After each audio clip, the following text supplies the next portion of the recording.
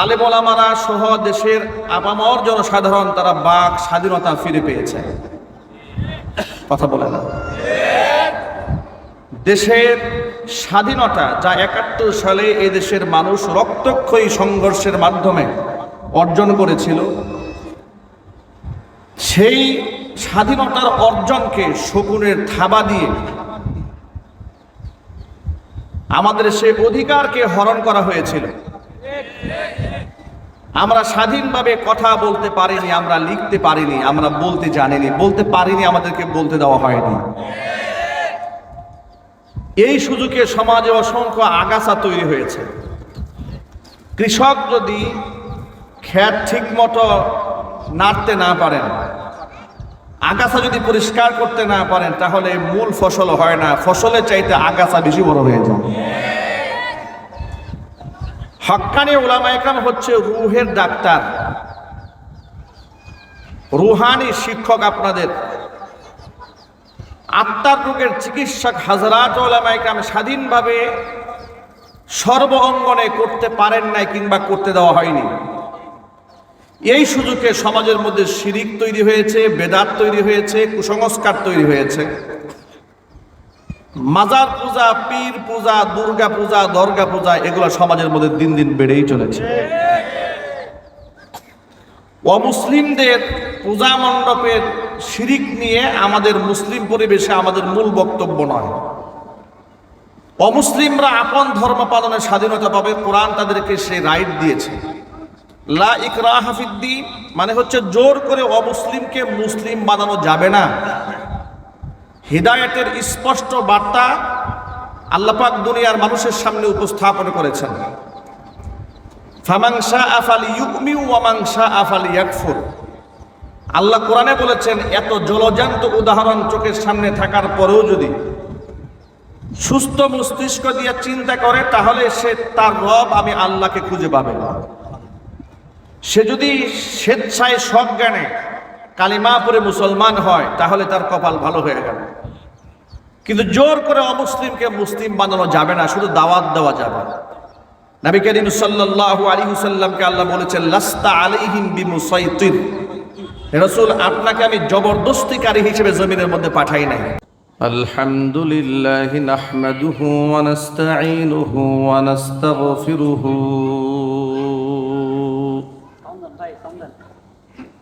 ونعوذ بالله من شرور أنفسنا ومن سيئات أعمالنا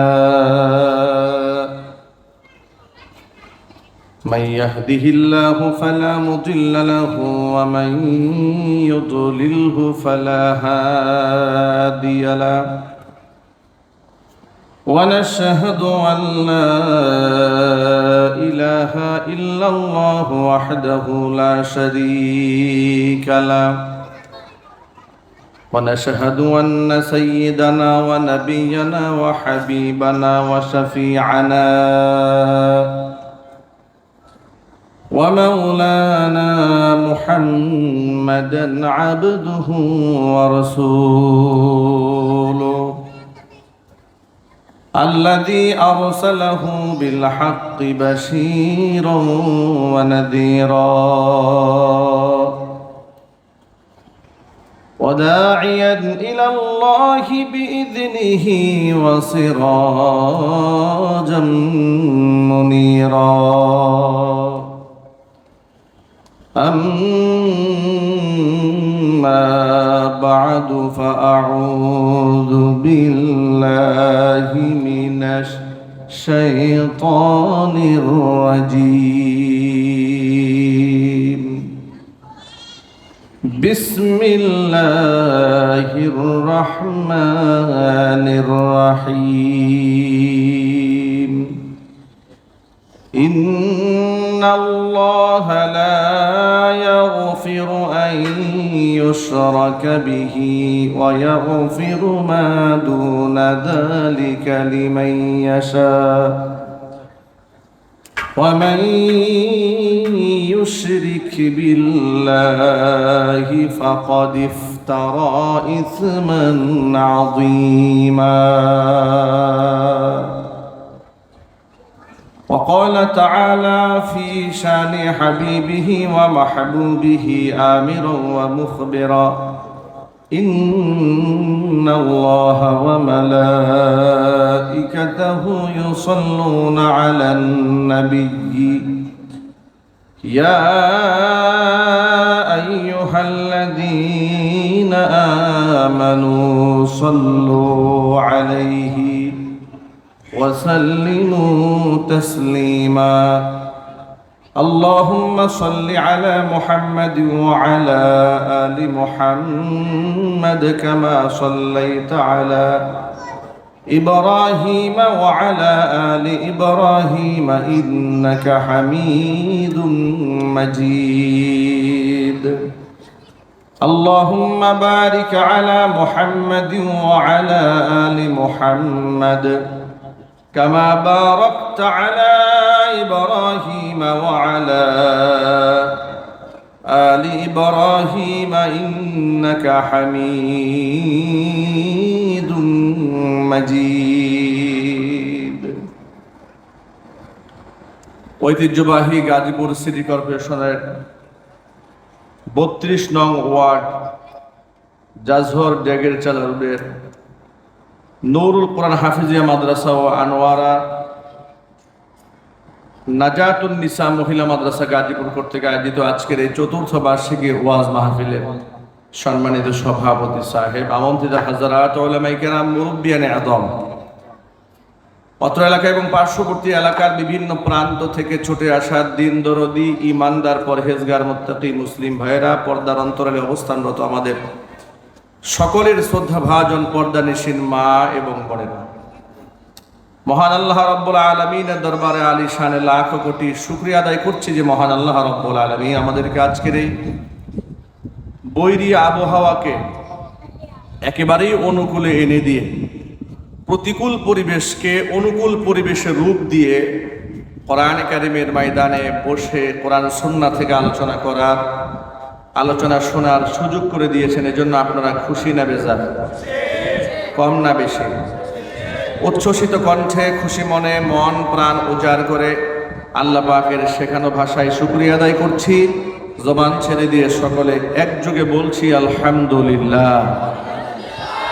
রব্বানা লাকাল হামদ হামদান কাসীরা তাইয়িবান মুবারাকান ফীহি। রব্বানা লাকাল হামদু কামা ইয়ানবাগি লিজালালি ওয়াজহিকা ওয়া আযীমি সুলতানিকা। আল্লাহ রাব্বুল আলামিন আজকের বার্ষিক ওয়াজ মাহফিলকে কবুল করুন। নুরুল কোরআন হাফিজিয়া মাদ্রাসা ও আনোয়ারা নাজাতুন নিসা মহিলা মাদ্রাসাকে আল্লাহ তাআলা কিয়ামত পর্যন্ত কবুল করুন। মাদ্রাসার সমস্ত হাজাত আল্লাহ পাক তার গায়েবে খাজানা থেকে মিটিয়ে দিন। যে মহান রব্বুল আলামিন আমাদেরকে প্রতিকূল আবহাওয়াটাকে অনুকূলে এনে দিয়েছেন, আমরা তো ধারণাই করেছিলাম যে আজকের প্রোগ্রাম হয়তো নাও হতে পারে, ঠিক কিনা বলেন? এই কদিন যে হারে মুষলধারে বৃষ্টি হয়েছে আমরা মনে করেছিলাম প্রোগ্রাম বোধহয় হবেই না। আল্লাহ পাক আমাদেরকে এত সুন্দর একটি পরিবেশ করে দিয়েছেন। আমার মাগরিবের পরে বসে আলোচনা করার কথা থাকলেও আমি একেবারে আসরের পরেই বসেছি, একেবারে অল্প সময় হাতে নিয়ে। পেছনে কারণ হচ্ছে আমি যেখানে জুমার খুতবা দেই আমবর্ষা শাহী জামে মসজিদ কাউরান বাজারে, সেখানেও বাদেশে আজকে আমার প্রোগ্রাম আছে, যার দরুন ওই প্রোগ্রামে যথাসময়ে অ্যাটেন্ড করার জন্য আমাকে সংক্ষিপ্ত সময়ের জন্য আসরের পরে এখানে সময় দিতে হচ্ছে। আমরা চেষ্টা করব এই অল্প সময়ের মধ্যে কিছু মুদ্রা কথা, কিছু দামি কথা, কিছু মৌলিক কথা আপনাদের সামনে উপস্থাপন করার জন্য। হেদায়েতের জন্য বস্তা ভর্তি ওয়াজের প্রয়োজন হয় না, অনেক বেশি কথা বলারও প্রয়োজন হয় না। খায়রুল কালামি মা কাল্লা ওয়া দাল্লা, আরবি প্রবাদ ভাষায় একটা কথা আছে, খায়রুল কালামি মা কাল্লা ওয়া দাল্লা। সেটা হচ্ছে উত্তম কথা হচ্ছে সেই কথা যা পরিমাণে কম হয় কিন্তু অর্থ অনেক বোঝায়। আল্লাহ পাক যদি চান আমাদের এই অল্প সময়ে অনেক দামি কথা আমাদের জবান থেকে বের করতে পারেন, পারেন কিনা জোরে বলেন। আল্লাহ পাক যেন এই মাহফিল আমাদের সকলের ইসলার মাধ্যম হিসেবে কবুল করেন। আমরা যেন এখান থেকে সংশোধনী নিয়ে বাড়ি দিতে পারি, আল্লাহ পাক সেই তৌফিক দান করেন। বাংলাদেশ দ্বিতীয়বারের মতো স্বাধীনতা অর্জন করেছে, আলহামদুলিল্লাহ বলেন। আলেম ওলামারা সহ দেশের আপামর জনসাধারণ তারা বাক স্বাধীনতা ফিরে পেয়েছে। কথা বলে না। দেশের স্বাধীনতা যা ৭১ সালে এই দেশের মানুষ রক্তক্ষয়ী সংঘর্ষের মাধ্যমে অর্জন করেছিল, সেই স্বাধীনতার অর্জনকে শকুনের থাবা দিয়ে আমাদের সেই অধিকারকে হরণ করা হয়েছিল। আমরা স্বাধীনভাবে কথা বলতে পারিনি, আমরা লিখতে পারিনি, আমরা বলতে জানিনি, বলতে পারিনি, আমাদেরকে বলতে দেওয়া হয়নি। এই সুযোগে সমাজে অসংখ্য আগাছা তৈরি হয়েছে। কৃষক যদি ক্ষেত ঠিক মতো নাড়তে না পারেন, আগাছা যদি পরিষ্কার করতে না পারেন, তাহলে মূল ফসল হয় না, ফসলের চাইতে আগাছা বেশি বড় হয়ে যায়।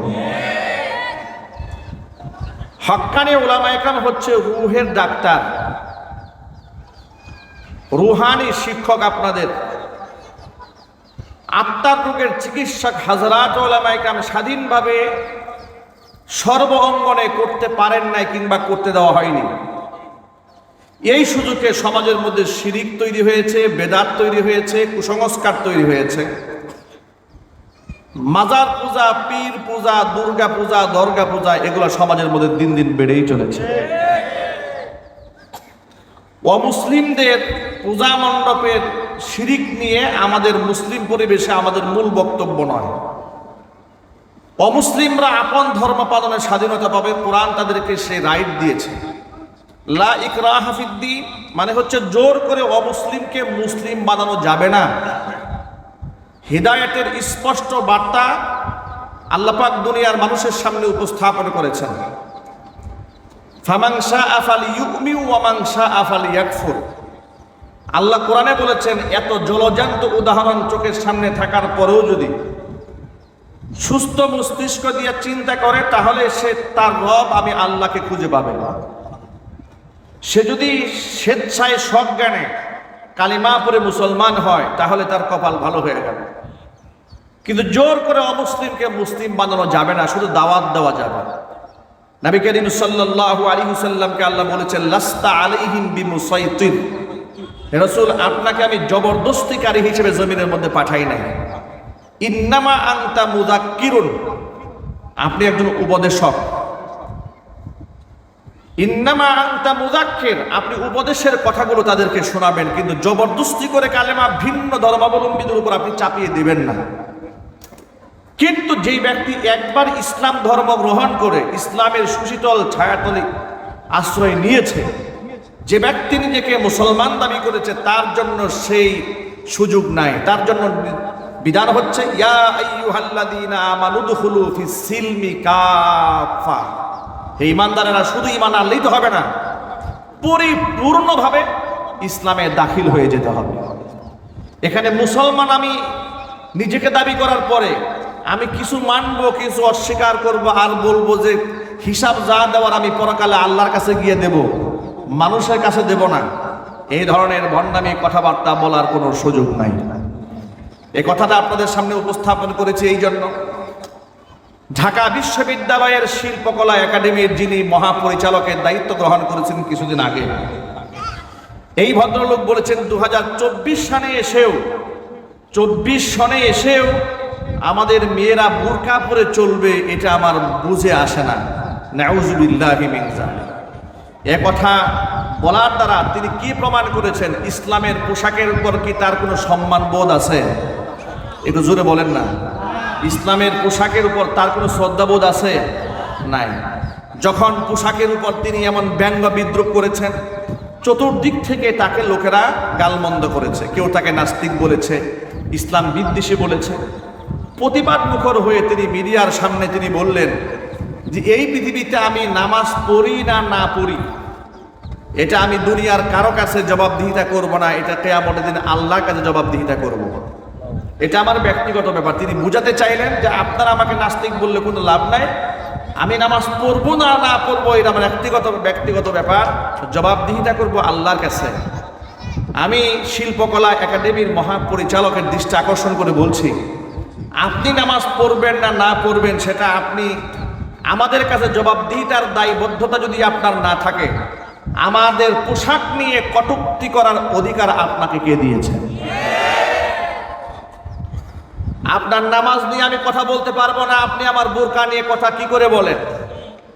এই ধরনের অসংখ্য ইসলাম বিদ্বেষী চক্র রাষ্ট্রের বিভিন্ন গুরু দায়িত্বে বসে বসে এই দেশ থেকে ইসলাম বিদায়ের একটা ষড়যন্ত্র এঁকেছিল। দেশ দ্বিতীয়বারের মতো স্বাধীনতা লাভ করেছে। আমাদের বার্তা বড় স্পষ্ট, আমরা ইনশাআল্লাহ আগামীর বাংলাদেশ একটি ইসলামের বাংলাদেশ গড়ে তুলব ইনশাআল্লাহ। শিরিক এবং বেদাত মুক্ত একটি সোনার বাংলাদেশ আমরা করতে চাই। আল্লাহ পাক যেন কবুল করেন, জোরে বলেন আমিন। আমার প্রিয় বন্ধুগণ, একজন মুসলমানের ইসলামের বিধিবিধানের ন্যূনতম কোনো বিষয়কে নিয়ে তামাশা করা, ব্যঙ্গ করা, বিদ্রোহ করা কিংবা অস্বীকার করার কোনো সুযোগ ইসলাম তাকে দেয় নাই। একটু ভালো করে বোঝার চেষ্টা করেন।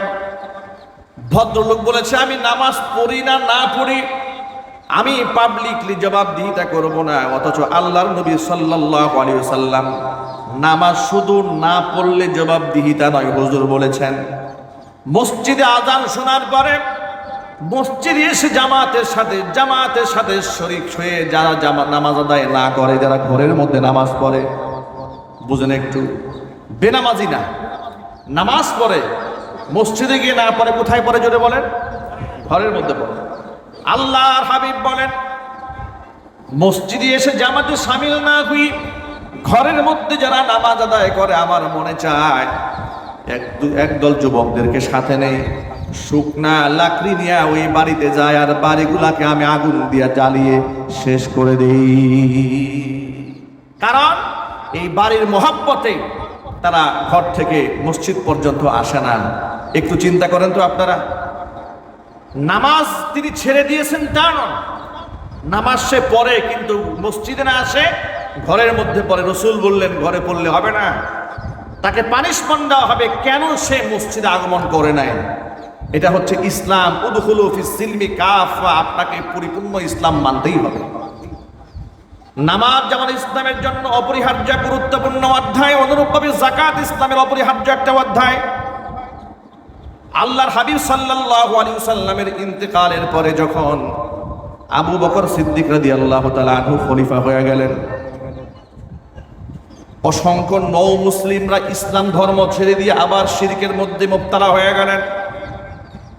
মুসলমানদের কিছু কিছু এমন ব্যক্তিরা ছিল, আমলের মধ্যে কিছু কিছু তারা শিথিলতা অবলম্বন করলেন, যারা আগে যাকাত দিতেন, কিন্তু আল্লাহর নবীর ইন্তেকালের পরে তাদের কিছু কিছু মানুষের মনোভাব এমন তৈরি হলো, যেহেতু রাসূল নাই এখন আর যাকাত আমরা দেব না। পরিস্থিতি বড় বেকায়দায় চলে যাচ্ছে। এমন পরিস্থিতির আলোকে হযরত আবু বকর সিদ্দিক রাদিয়াল্লাহু তাআলা আনহু বলছেন, যদি রাসূলের জামানায় যাকাত যারা দিয়েছে তারা যদি আমার জামানায় এসে যাকাতের উটের একটা রশি পর্যন্ত দিতে অস্বীকার জানায়, আমি তার বিরুদ্ধে যুদ্ধের ঘোষণা করব। এরপর তিনি বললেন আয়ানকুসুদ্দীনু আনা হাইয়ুন, মুসলমান তার ধর্মের কোনো ক্ষতি করে ফেলবে, একজন মুসলমান তার মাধ্যমে দ্বীনের কোনো ক্ষতি সাধিত হবে আর আমি জিন্দা থাকব, এটা আমি আবু বকর দ্বারা সম্ভব নয়। এখান থেকে গোটা জাতিকে একটা মেসেজ দিতে হবে, অমুসলিমরা পূজা অর্চনা করবে, আপনি বাধা দিতে পারবেন না, কিন্তু মুসলমান যদি ইসলাম দ্রোহিতা করে অবশ্য আপনাকে বাধা প্রদান করতে হবে, এমনকি তাকে শাস্তির সম্মুখীন করতে হবে। নিশ্চয়ই এতক্ষণ আমার বক্তব্যের মাধ্যমে এই বিষয়টি আপনাদের সামনে পরিষ্কার হয়েছে। অমুসলিমরা যদি ইসলাম বিরোধী কর্মকাণ্ড করে, যেমন তারা শিরিক করে, পূজা করে, অর্চনা করে, নাচ গান করে, ঢোল তবলা করে, তাদের ধর্মীয় আনাচার হিসেবে এটা আমি বাধা দেওয়ার কেউ না। তারা যদি সামাজিক বিশৃঙ্খলা সৃষ্টি না করে, কথা বলতে হবে ঠিক কিনা, তারা নিজেদের অঙ্গনে তারা ধর্ম পালন করবে। কিন্তু আমি মুসলমান, ইসলামকে স্বীকার করে নেওয়ার পরে ইসলাম বিরোধী কোনো কর্মকাণ্ড করার সুযোগ আমার আর নাই। ঠিক কিনা বলেন? এটা যদি বুঝে থাকেন তাহলে পরবর্তী কথা নিশ্চয়ই আপনাদের মাথায় ঢুকবে। সেটা হচ্ছে এই, বাংলাদেশ দ্বিতীয়বারের মতো স্বাধীন হওয়ার পরে রাষ্ট্রীয়ভাবে বেশ কিছু পরিবর্তন আমরা লক্ষ্য করছি। যেমন যেই সমস্ত অফিসারেরা আগে ঘুষ গ্রহণ করতো, এখন তারা ঘুষ খাওয়া বন্ধ করে দিয়েছে। কথা বলে না? যদি বলেন ঠিক কিনা বলেন। জমি রেজিস্ট্রি যেখানে হতো, কিছুদিন আগেও আমাদের একটা রেজিস্ট্রির কাজ ছিল, সরকার পরিবর্তন হওয়ার পর আমরা গিয়েছি, কোনো প্রকারের ঘুষ ছাড়াই সেই কাজটা হয়ে গেছে। তো খুব অবাক হয়েছি, এবং আমাদের নিকটতম লোকেরা বলেছে যে সরকার যদি পরিবর্তন না হতো, এখানে কমপক্ষে 1 লক্ষ টাকা ঘুষ দিয়ে রেজিস্ট্রি করতে হতো, তা না হলে এখানে রেজিস্ট্রি করাই যেত না। সাব রেজিস্ট্রার অফিসারকে এটা দিতেই হতো, সেখানে 1 টাকা ঘুষ দেওয়ার প্রয়োজন হয় নাই। ইতিমধ্যে ধর্মীয় উপদেষ্টা, যিনি ধর্ম উপদেষ্টা বাংলাদেশের ডক্টর আ.ফ.ম. খালেদ হোসেন হাফিজাহুল্লাহ, তিনি গতকালকে ঢাকা শহরের এক বিরাট বড় সিরাত মাহফিলে ঘোষণা করেছেন যে আমরা উপদেষ্টারা এই সিদ্ধান্তে উপনীত হয়েছি, আমাদের সম্পদ যতটুকুন আছে সরকারের কাছে আমরা হিসাব দিয়ে দিচ্ছি। আমাদের দায়িত্ব থেকে যখন আমরা অব্যাহতি গ্রহণ করব, একচুল পরিমাণ আমাদের সম্পদ বাড়বে না। তিনি বলেছেন রাষ্ট্রের সম্পদ লুটপাট করে যারা খায়, এটা কোনোদিন তারা দেশপ্রেমিক মানুষ হতে পারে না। যেহেতু ধর্মীয় উপদেষ্টা, ধর্ম উপদেষ্টা অর্থাৎ ধর্ম মন্ত্রণালয়ের দায়িত্বশীল ব্যক্তি একজন বিখ্যাত, একজন বিজ্ঞ প্রাজ্ঞ, একজন আলেম, তো স্বাভাবিকভাবে তার অঙ্গনে ঘুষ যেমন বন্ধ হয়ে গেছে, ইতিমধ্যে অনেক অঙ্গন থেকেই আলহামদুলিল্লাহ ঘুষ বন্ধ হয়েছে। অনেক জায়গার মধ্যে শিরিক হতো, সেই শিরিকের আস্থানা এদেশের মানুষরা ভেঙে চুরে গুড়িয়ে দিয়েছে। আপনাদেরকে বোঝাবার জন্য বলি, বাংলাদেশের অনেক জায়গাতে এমন কিছু মাজার আছে যে মাজারের মধ্যে শুয়ে থাকা কোনো আল্লাহর ওলি আছে, তার কোনো প্রমাণ নাই, কিন্তু মাজার আছে। কথা বলে না, ঠিক কিনা বলেন?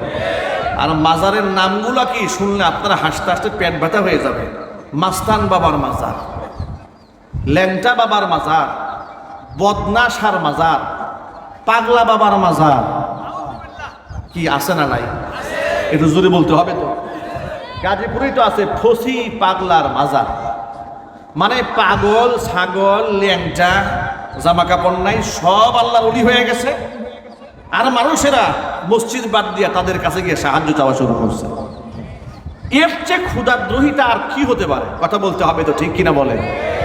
আর এই সমস্ত মাজার পূজাকে জিয়ায় রেখেছে বাংলাদেশের তথাকথিত কিছু সুন্নি সম্প্রদায়ের লোকেরা। নিজেদেরকে সুন্নি দাবি করে ইসলাম বিরোধী যত প্রকারের কাজ আছে, যেমন নারী পুরুষের অবাধ মেলামেশা এই দেশের মাজারগুলোতে আছে না নাই? উরসের নামে নাচানাচি ভণ্ডামি এই দেশে আছে না নাই? উরসের নামে গান বাজনা ঢোল তবলা বাজানো আছে না নাই? উরসের নামে গাঁজাখুরদের আড্ডা মাজারগুলোতে আছে না নাই? এর দ্বারা খুব স্পষ্টই প্রমাণ হয় এদেশের মাজারগুলা শিরিক, বেদাত, কুফর, কুসংস্কারের আড্ডাখানায় পরিণত হয়েছে। চিল্লায় বলতে হবে, ঠিক কিনা? সেগুলা যদি মুসলিমরা ভেঙে দেয় তাহলে তো মুসলমানদের কষ্ট লাগার কথা নয়। বাংলাদেশের এক কুখ্যাত বক্তা বলেছে, ওই মাজারপন্থী, যে মাজার ভেঙে দিচ্ছেন কেন? মাজারে শিরিক হয় এই জন্য। তো আপনারা মন্দিরে পাহারা দেন কেন? মন্দিরে কি ইবাদত হয় নাকি? দেখেন, পাগলের মাথা নষ্ট হয়ে গেছে। পাগলের মাথা নষ্ট না হলে এই প্রশ্ন সে কেমনে করে? অমুসলিমদের মন্দির পাহারা দেওয়া হয়েছে, মাজার পূজারীকে বলবো তুমিও আজকে থেকে নিজেকে হিন্দু দাবি করো, এবং মাজারপন্থী যারা আছে তারা আজকে থেকে তোমরা ঘোষণা করো যে আমরা মুসলমান না, আমরাও হিন্দু, তাহলে তোমাদের মাজারগুলো আমরা পাহারা দেব। কথা বলতে হবে, ঠিক কিনা বলে? আজকে এভাবে গোটা মুসলিম উম্মাকে মুশরিক বানায় দেওয়ার জন্য যত পায়তারা আছে, যত উপকরণ আছে, এর মধ্যে বিরাট একটা মাধ্যম হচ্ছে মাজার ব্যবসা। এ দিয়ে মানুষকে শিরকের প্রতি ধাবিত করা হচ্ছে। এখানে যারা এসেছেন আপনাদেরকে ছোট্ট করে একটা বার্তা দিয়ে দিচ্ছি। ওরা জিজ্ঞেস করছে বিভিন্ন জায়গায়, আমাদের কাছে মাসআলা জানতে চাচ্ছে যে মাজার ভাঙা জায়েজ আছে কিনা। লোকেরা জিজ্ঞেস করছে। আমি এই প্রশ্ন আমার কাছে আসার পরে যত লোকেরা বলেছে, আমি তাদের জন্য পাল্টা একটা প্রশ্ন করি, যে প্রশ্নটা এভাবে হবে না যে মাজার ভাঙা জায়েজ আছে কিনা, প্রশ্ন করতে হবে মাজার গড়া জায়েজ আছে কিনা। কথা বলেন, ভাঙার প্রশ্ন তো পরে আসবে, আগে গড়ার প্রশ্ন আসবে, মাজার গড়া জায়েজ আছে কিনা। আপনারা এক বাক্যে জবাব দিয়ে বলেন, জান্নাতের সুসংবাদ প্রাপ্ত শত সহস্র সাহাবী জান্নাতুল বাকির মধ্যে শুয়ে আছে, জান্নাতুল মুআল্লার মধ্যে শুয়ে আছে, কবরের মধ্যে চিহ্ন পর্যন্ত নাই। কোনটা কার কবর আপনি চিনতেও পারবেন না, খুঁজে বেরও করতে পারবেন না। কোনটা ফাতেমাতুজ জাহরা রাদিয়াল্লাহু তাআলা আনহার কবর আপনি খুঁজেও পাবেন না। তাহলে একটু আন্দাজ করে দেখেন, জান্নাতের সুসংবাদ প্রাপ্ত যারা ছিলেন, আল্লাহর পক্ষ থেকে যারা সুসংবাদ প্রাপ্ত ছিলেন, আল্লাহ নবী সাল্লাল্লাহু আলাইহি সাল্লাম যাদের ব্যাপারে বলেছেন, আসহাবি কান নুজুম ফাবিআইয়িহিম ইকতাদাইতুম ইহতাদাইতুম, আমার সাহাবীরা আকাশের নক্ষত্র সমতুল্য, তাদের যে কারো অনুসরণ করলেই তুমি হেদায়েতের পথ পেয়ে যাবে। নক্ষত্র তুল্য সাহাবায়ে কেরাম, আল্লাহর হাবিব যাদের সম্মান নিয়ে বলেছেন, আল্লাহ আল্লাহ ফি আসহাবি লা তাত্তাখিদুহুম গরাদাম মিন বাদি ফামান আহাব্বাহুম ফাবিহুব্বি আহাব্বাহুম ওয়ামান আবগাদাহুম ফাবিবুগদি আবগাদাহুম। রাসূল বলেন, খবরদার খবরদার, আমার সাহাবীদের ব্যাপারে আল্লাহকে ভয় করো, আল্লাহকে ভয় করো, আল্লাহকে ভয় করো। লা তাত্তাখিদুহুম গরাদাম মিন বাদি, আমার ইন্তেকালের পরে আমার সাহাবীদেরকে সমালোচনার টার্গেটে পরিণত করো না। ফামান আহাব্বাহুম ফাবিহুব্বি আহাব্বাহুম, আমার সাহাবীদেরকে যারা ভালোবাসে তারা আমি রাসূলকে ভালোবাসে, আমার ভালোবাসার কারণেই সাহাবীদেরকে ভালোবাসে। ওমান আবগাদাহুম ফাবিবুগদি আবগাদাহুম, কোন ব্যক্তি যদি আমার সাহাবীদের প্রতি বিদ্বেষ ভাব পোষণ করে, মনে রাখবা আমি রাসূলের উপর বিদ্বেষের কারণে আমার সাহাবীর উপরে তারা বিদ্বেষ ভাব পোষণ করে। তাহলে চিন্তা ভাবনা করে দেখেন, আল্লাহর হাবিব সাল্লাল্লাহু আলাইহি ওয়াসাল্লাম যে সমস্ত সাহাবীদেরকে নক্ষত্র বললেন, কোরআন মাজিদের মধ্যে আল্লাহ পাক বললেন, রাদিয়াল্লাহু আনহুম ওয়া রাদু আনহু, আমার নবীর সাহাবীদের উপরে আমি আল্লাহ সন্তুষ্ট হয়েছি, তারাও আমি আল্লাহর প্রতি সন্তুষ্ট। শুধু কি তাই, কোরআন মাজিদের মধ্যে আল্লাহ পাক বললেন, উলাইকাল্লাযীনা ইমতাহানাল্লাহু কুলুবাহুম লিত্তাকওয়া মাগফিরাতু ওয়া আজরুন আযীম। আমি নবীর সাহাবীদের অন্তরগুলোকে তাকওয়ার মাপকাঠিতে পরীক্ষা করে নিয়েছি। তাকওয়ার মাপকাঠিতে পরীক্ষা করার পরেও তারা পরীক্ষার মধ্যে উত্তীর্ণ হয়েছে। লাহুম মাগফিরাতু ওয়া আজরুন আযীম, আমি আল্লাহর পক্ষ থেকে তাদের জন্য রয়েছে ক্ষমা এবং মস্ত বড় পুরস্কার। তাহলে সাহাবায়ে কেরামের উপর আল্লাহ সন্তুষ্ট, রাসূল সন্তুষ্ট, নক্ষত্র সমতুল্য, যে কাউকে অনুসরণ করলে জান্নাত পাওয়া যাবে, সাহাবায়ে কেরাম জান্নাতি, কোনো সন্দেহ নাই। ওই সমস্ত সাহাবীদের কোনো মাজারও হয় না, ওই সমস্ত সাহাবীদের কবরে উরস হয় না, ওই সমস্ত সাহাবীদের কবরে পূজা হয় না, আগরবাতি মোমবাতি জ্বালানো হয় না। এবার সাহাবীদের পর্ব রাখেন, দু জাহানের বাদশা ইমামুল মুরসালিন রাহমাতুল লিল আলামিন খাতামুল আম্বিয়া নবিয়ুনা মুহাম্মদুর রাসূলুল্লাহ সাল্লাল্লাহু আলাইহি ওয়াসাল্লাম, কিয়ামতের ময়দানে যিনি সুপারিশ না করলে বিচার কার্য শুরুই হবে না। জান্নাতের দরজার মধ্যে সবার আগে যিনি করাঘাত করবেন, কিয়ামতের ময়দানে মাকামে মাহমুদ সিজদায় পড়ে চোখের পানি ছাড়ার পরে আল্লাহ রাব্বুল আলামিন যার সুপারিশ মঞ্জুর করে নেবেন, সেই নবীজি সাল্লাল্লাহু আলাইহি ওয়াসাল্লামের কবরের মধ্যে উরস হয় না, সেখানে লাল শালু বিছানো হয় না, সেখানে ঢোল তবলা বাজানো হয় না। এমনকি আল্লাহর নবী সাল্লাল্লাহু আলাইহি ওয়াসাল্লাম নিজে আল্লাহর কাছে দোয়া করেছেন, আল্লাহুম্মা লা তাজআল কবরি ওয়াসানান ইউবাদ ইশতাদ্দা গাদাবুল্লাহি আলাল ইয়াহুদি ওয়ান নাসারা ইত্তাখাযু কুবুর আমবিয়াইহিম মাসাজিদা। আল্লাহ তাআলা, তুমি আমার কবরটাকে পূজা করা হয় কিংবা ইবাদত করা হয়, উপাসনা করা হয় এমন ভাস্কর্যের রূপ দিও না।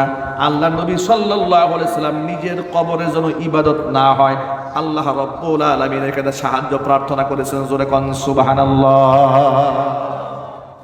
যেখানে আল্লাহ নবী সাল্লাল্লাহু আলাইহি সাল্লামের কবরে সিজদা দেওয়া যায় না, তার কবরে সাহায্য চাওয়া হয় না, সাহায্য চাওয়া যায় না, এমনকি সেখানে ওরা শরীর বানানো যায় না, ঢুল তবলা করা হয় না। তাহলে কোথাকার উপমহাদেশের কোন পাগলা পীর, কোন ল্যাংটা পীর, কোন ভণ্ড পীর তার কবরের মাজারকে কেন্দ্র করে মাজার উঁচা বানাইয়া, কবর উঁচা বানাইয়া, পাকা বানিয়ে এর উপরে লাল শালু বিছিয়ে টাকা ইনকাম করা, আল্লাহর কসম এটা ধর্মীয় কাজ নয়, এটা ভণ্ডামি ছাড়া কিছু নয়। তবে আপনাদেরকে কথাও বলে দেই, ওরা বলে মাজার ভেঙে দেওয়ার কারণে নাকি আল্লাহর ওলিদের সাথে বিয়াদবি হয়েছে। আল্লাহর কসম করে বলি, মাজার ভাঙার কারণে ওলিদের সাথে বিয়াদবি হয় নাই, বরং আল্লাহর ওলিদের কবরের উপর মাজার বানানোর কারণে সবচেয়ে বড় বিয়াদবি হয়েছে। সবচেয়ে বড় বিয়াদবি তো আল্লাহর ওলির সাথে সেদিন হয়েছে যেদিন আল্লাহকে বাদ দিয়ে আল্লাহর ওলির কাছে চাওয়া হয়েছে। কথা বলেন ঠিক কিনা? এর চাইতে বড় বিয়াদবি আর কি হতে পারে? আল্লাহর ওলি আল্লাহর কাছে চেয়ে, আল্লাহর কাছে সেজদা দিয়ে তিনি আল্লাহর ওলি হয়েছেন, আর আপনি আল্লাহকে বাদ দিয়ে তার কাছে চাওয়া শুরু করে দিয়েছেন। নাউযু বিল্লাহি মিন যালিক। সুতরাং প্রশ্ন, মাজার ভাঙা জায়েজ হচ্ছে কিনা, এই প্রশ্ন করার আগে বলতে হবে মাজার গড়া জায়েজ হয়েছে কিনা। কথা বলেন ঠিক কিনা বলেন? সুতরাং মাজার পূজা বন্ধ করতে হবে। তবে এই ক্ষেত্রে আপনাদেরকে আরেকটা প্রশ্নের জবাব দিয়ে দিই, তাহলে মাজার ভাঙবে কে? আমি আপনাদেরকে ভাঙার জন্য উৎসাহিত করছি না। কারণ হচ্ছে, দেশের যে কোনো অন্যায় হোক না কেন, এটা প্রতিকার এবং প্রতিরোধ করার জন্য, ভাঙার জন্য অথরিটি আছে, সেটা হচ্ছে রাষ্ট্র। সেটা কি জোরে বলেন? রাষ্ট্র। একটি রাষ্ট্রে যদি ইসলাম কায়েম না হয়, ওয়াজ নসিহত দিয়া এই রাষ্ট্রকে বেশি দিন ভালো রাখা যায় না। কথা বলে না ঠিক কিনা বলেন? এত ওয়াজ হয়, এত নসিহত হয়, এত ওয়াজ নসিহত দিয়ে বাংলাদেশের রাষ্ট্রীয় বিভিন্ন পর্যায়ের ব্যক্তিদের অফিসে রাজনৈতিক নেতা কর্মীদের ছবি টাঙিয়ে রাখা হতো। এমনকি আপনারা শুনে অবাক হবেন, আলিয়া মাদ্রাসাগুলো দেখেছেন না? ওটা তো একটা মাদ্রাসা নাকি, কি বলেন আপনারা? মাদ্রাসা তো, সেখানে কোরআন সুন্নাহ শেখানো হয়, সেখানে ভালো ভালো আলেমও তৈরি হয়েছে, আলহামদুলিল্লাহ বলেন। সেই আলিয়া মাদ্রাসাগুলোর অফিসে যেহেতু সরকার দ্বারা নিয়ন্ত্রিত, মাদ্রাসা যিনি প্রিন্সিপাল, অধ্যক্ষ, তার মাথার উপরে শেখ মুজিবুরের ছবি, শেখ হাসিনার ছবি বাধ্যতামূলকভাবে টানিয়ে রাখা হয়েছে 16টা বছর ধরে। কথা বলেন ঠিক কিনা? স্টেজে অসংখ্য আলেমরা আছে, আমার সামনেও জ্ঞানীজন অনেকেই আপনারা আছেন। আপনারা এক বাক্যে জবাব দিয়ে বলেন তো, ছবি টাঙায় রাখা ইসলামে হালাল না হারাম? আরো চিৎকার দিয়া বলেন। ওজোরে আপনি ছবি তুলতে পারবেন, ওজোরে, কিন্তু ওই ছবি ফ্রেম করে টাঙায় রাখবেন সর্বসম্মত ক্রমে। পৃথিবীর সমস্ত ফকিহ, সমস্ত আলেম, সমস্ত মুফতি, মুহাদ্দিস একমত, ছবি টাঙিয়ে রাখা হালাল না হারাম? চিৎকার দিয়ে বলেন। এটা কি আলিয়া মাদ্রাসার অধ্যক্ষ যিনি ছিলেন তিনি জানতেন না? জোরে বলেন। তিনি আলেম, তিনি প্রাজ্ঞ ব্যক্তি, বিজ্ঞ ব্যক্তি, তিনি জানতেন, কিন্তু তিনি এই চেয়ারে মাজলুম ছিলেন। কথা বলতে হবে ঠিক কিনা? এই চেয়ারে তিনি মাজলুম ছিলেন। ছবি জোরপূর্বক মাথার উপর টাঙিয়ে রাখা হয়েছে একেবারে শ্রদ্ধার সাথে। আবার এই সুযোগে তো লোকেরা এমনও করেছে, আমি আপনাদেরকে ভিডিও ফুটেজ দেখাতে পারবো, যারা অনলাইন সোশ্যাল মিডিয়া ব্যবহার করেন তাদের কাছে মোটামুটি নিউজ আছে। গত বছর 15 আগস্টে স্কুলের ছাত্র এবং ছাত্রীদেরকে দিয়ে বঙ্গবন্ধুর ছবি ফ্রেম সামনে রেখে সিরিয়াল করে করে সেখানে ফুলের মালা দেওয়া হয়েছে। এর মানে ছবির পূজা পর্যন্ত করা হয়েছে এই দেশে বাধ্যতামূলকভাবে। কথা বলতে হবে ঠিক কিনা? এই যে পূজা হয়েছে, অর্চনা হয়েছে, এত কিছু হয়েছে চোখের সামনে, তারা এগুলা লালন করেছে, তারা এগুলা সৃষ্টি করেছে। কিন্তু রাষ্ট্রের একটা অথরিটি আছে, আপনি ওয়াজ নসিহত এগুলো ভালো করতে পারবেন না। যখন গভর্নমেন্ট চেঞ্জ হয়ে গেল, অটোমেটিক সব ছবি মানুষ লাথি মেরে ভেঙে ফেলে দিয়েছে। কথা বলতে হবে ঠিক কিনা? আমরা ভাস্কর্য বানাতে নিষেধ করেছি, আমাদেরকে রাষ্ট্রের শত্রু বানিয়ে দিয়েছিলে, আর এখন তোমাদের তৈরিকৃত ভাস্কর্যের উপর বাচ্চারা পেশাব করে ছেড়ে দিয়েছে। তোমরা আলেমদের হাতের মধ্যে গরুর রশি লাগিয়েছিলে, আর তোমার বাবার গলার মধ্যে গরুর রশি লাগিয়ে এদেশের যুবকরা টেনে টেনে নামিয়ে দিয়েছে।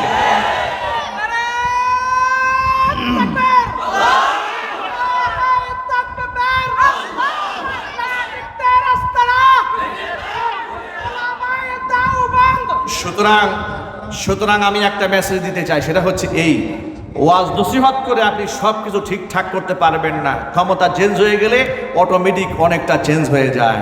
আচ্ছা, আপনারা বলেন, রাষ্ট্রের ক্ষমতাসীন ব্যক্তিদের বিদায় হয়েছে, তাই বলে কি দেশের ক্ষমতাসীন যারা এসছেন তারা কি ইসলামের খেলাফত কায়েম করেছেন? একটু জোরে বলেন। খেলাফত কায়েম হয় না, শুধুমাত্র ক্ষমতার হালকা একটু পালা বদল হয়েছে, এতেই মূর্তি টুর্তি শেষ হয়ে গেছে।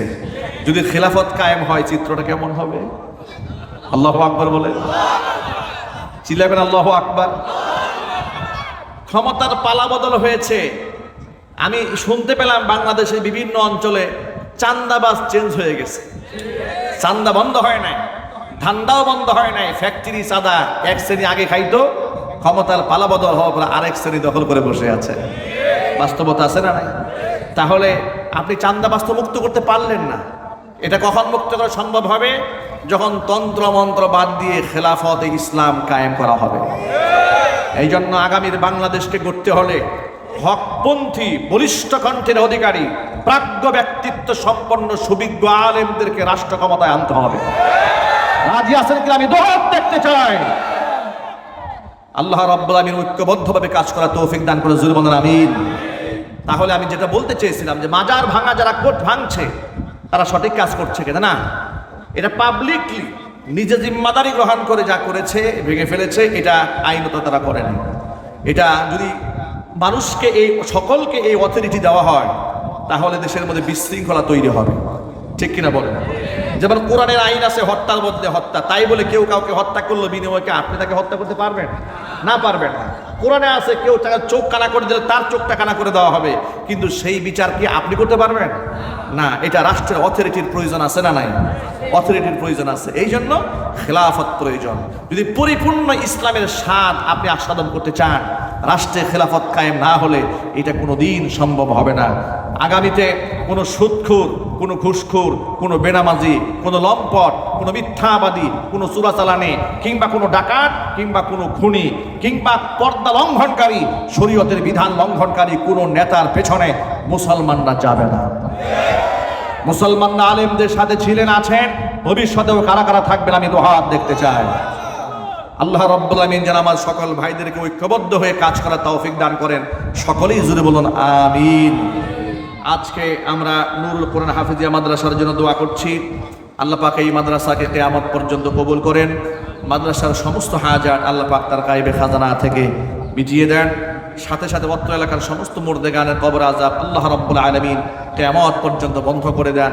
কাল হাসরের কঠিন ময়দানে আয়োজন আল্লাহ রাব্বুল আলামিন আমাদের সকলের নাজাতের জারিয়া হিসেবে কবুল করুন আমিন। ওয়া আখিরু দাওয়ানা আনিল হামদুলিল্লাহি রাব্বিল আলামিন। আসসালামু আলাইকুম ওয়া রাহমাতুল্লাহি।